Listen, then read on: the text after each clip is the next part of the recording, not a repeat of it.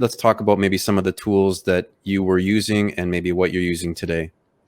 Today, what has become apparent to me, that the ability to have interactive exhibits is really exploding, and it's very clear to me that that's going to be a core, and it's certainly one that we want to get into. And so as a result, we are making a push now with regard to Unreal Engine. And one of the advantages of it is that Epic Games, aside from the big controversy they're having now with Apple, for somebody that is interested in working with Unreal Image, which is an extraordinarily sophisticated visualization tool, and we created an interactive 3D model of the warehouse, and it was so effective that when the jury was out deliberating, they asked the judge to give them an iPad so that they could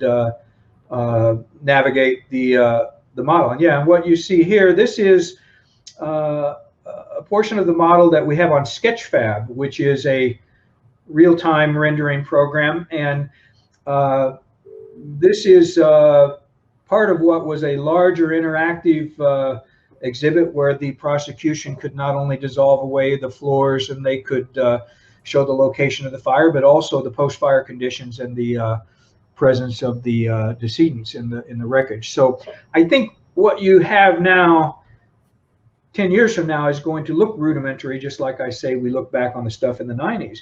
But what you're going to see more and more is what's closer to a virtual reality or maybe a video game experience from the jury box. And of course, what I keep waiting to happen is for the jurors to have on virtual reality helmets, an Oculus or something similar. Have you guys been messing with that at all, or have been trying some VR?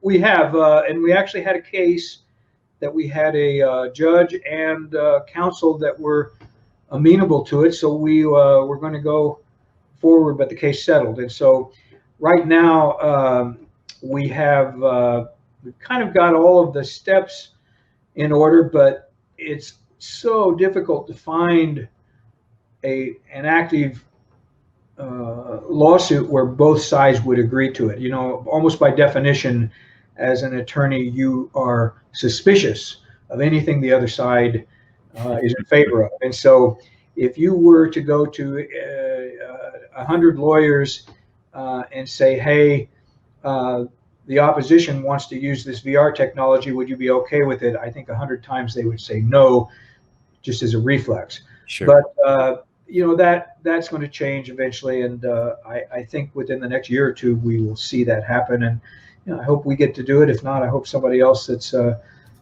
does it with a good presentation so that it can advance the ball.